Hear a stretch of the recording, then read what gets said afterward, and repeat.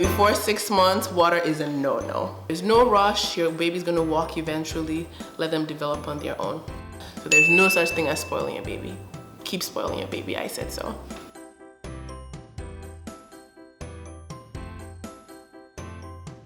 Myth number 6. It's okay to put honey and brandy on your pacifier. Please don't do that.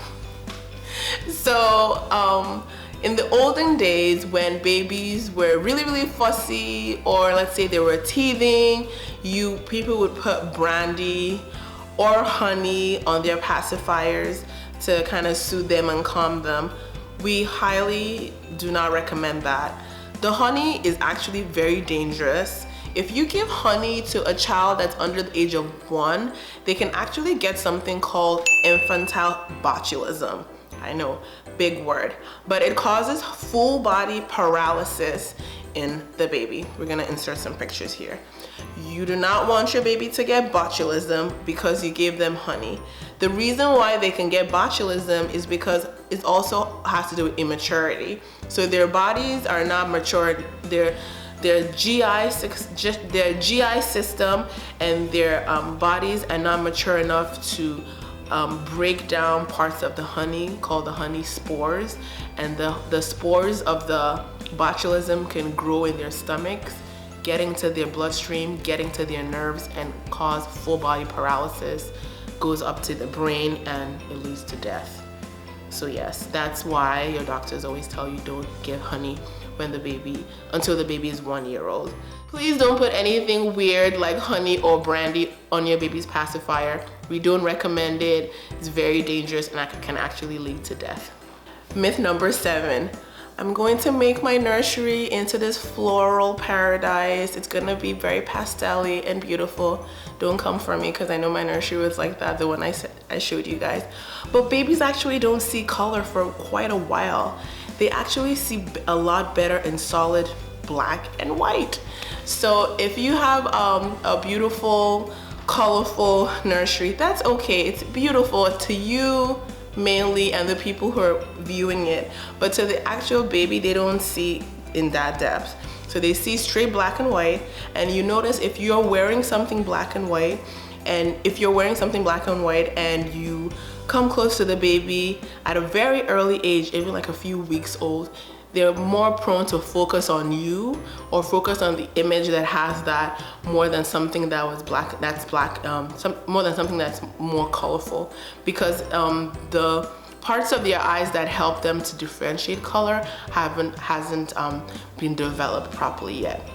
So now if you have a baby that has a baby crib and the little like movable mobiles over the crib, there are a lot of stores now that have black and white mobiles, and those actually take up the baby's attention earlier than a little bit later.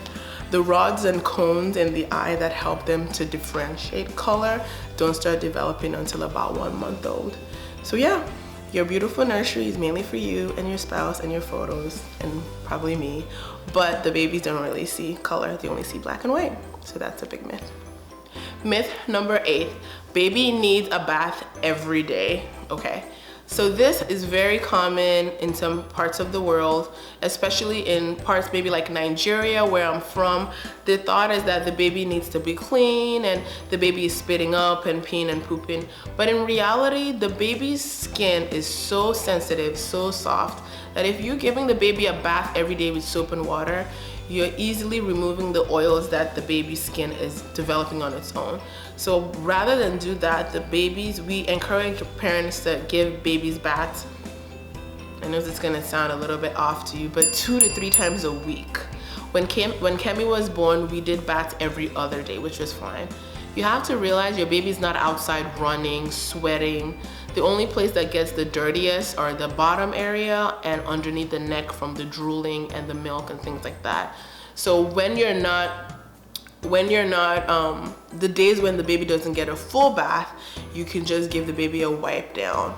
I'm very big on moisturizing babies, so it's important to get a good moisturizer, preferably something that doesn't have any scent or perfume, to moisturize the baby every day, including the days that the baby doesn't get a bath, because when you wipe down the baby, you can still moisturize, especially during this winter, so the baby doesn't get dry skin or flaky skin.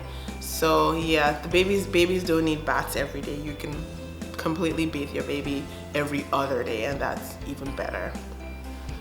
Myth number 9. Babies need to poop every day, otherwise they're constipated and they need to go to the doctor and they need to go to the ER. No, babies do not need to poop every day. In the beginning, if you're breastfeeding, your baby will poop very, very frequently. A lot of times you notice the baby is pooping right as you're feeding, there's poop. So by the time you're done feeding, there's poop to be changed. However, as the baby gets a little bit older, the baby's stomach and intestines get a little bit more mature, and they begin to process the poop a little bit more differently. The texture of the poop also changes, so the baby experiences some gassiness, the baby will experience some grunting or like grimacing or making faces when they're trying to poop. That does not mean they're constipated. The baby is only constipated if the poop comes out and it's solid and hard, and you can see it like a ball. Some babies don't poop for 2-3+ days. We don't get very concerned except the baby has kind of gone past day 3 or day 4 and hasn't pooped. Just so you know, babies who are formula fed poop a lot less than babies who are breastfed, because the breast milk is much easier to be digested.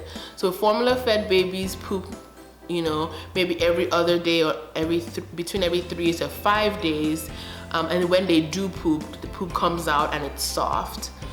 Breastfed babies poop more frequently, and that's normal. So if your baby doesn't poop for a certain number of days, they're not constipated, and babies don't need to poop every day for you to feel like they're healthy. So that's a big myth. Babies don't need to poop every day, but if they poop and it's soft and they're comfortable, that's fine. And finally, myth number 10. The baby's umbilical cord needs to be cleaned with antiseptic or alcohol swabs. So that's something that in the olden days we encouraged as medical doctors, but now we actually want you to leave the umbilical cord alone. Leave it alone. So basically, you would be encouraged to use like a cotton swab or a Q-tip to clean around the umbilical cord. But what we found is that the more times the parents are touching the umbilical cord area, they're actually irritating the skin around there, and there's a more chance of introducing infection to the umbilical cord. So we recommend leaving the umbilical cord alone completely. It usually falls off on its own between 10 to 14 days. And when it falls off, it may ooze a little bit for a day. If it oozes for more than 1 day, go and see your doctor. But if it oozes for 1 day and then dries up, then you know it's fine to give the baby a bath and things like that. But you really don't need to put anything on it. You don't need to clean it. Just kind of let it do its thing and everything will be good. And there you have it. So those are the 10 myths that I wanted to talk to you guys about today about babies, that I'm sure our mothers did. Some of you may have done yourself, but as medical professionals and medical doctors, and as a medical person myself, I just thought it would be a very cool video to talk about them and debunk some of those myths for you, let you know what we don't recommend anymore, which is all 10 of these. So if you have any questions or comments, please don't forget to comment in the comment box below, and I will definitely respond. And don't forget to like this video, share this video, subscribe to this channel. That's how I know you're watching. That's how I know you appreciate what we're doing. And you can also follow me on Instagram and Ask Dr. Ada on my handles, which are gonna be at the bottom of this video. Thanks for watching, and we'll see you on the next one. Bye.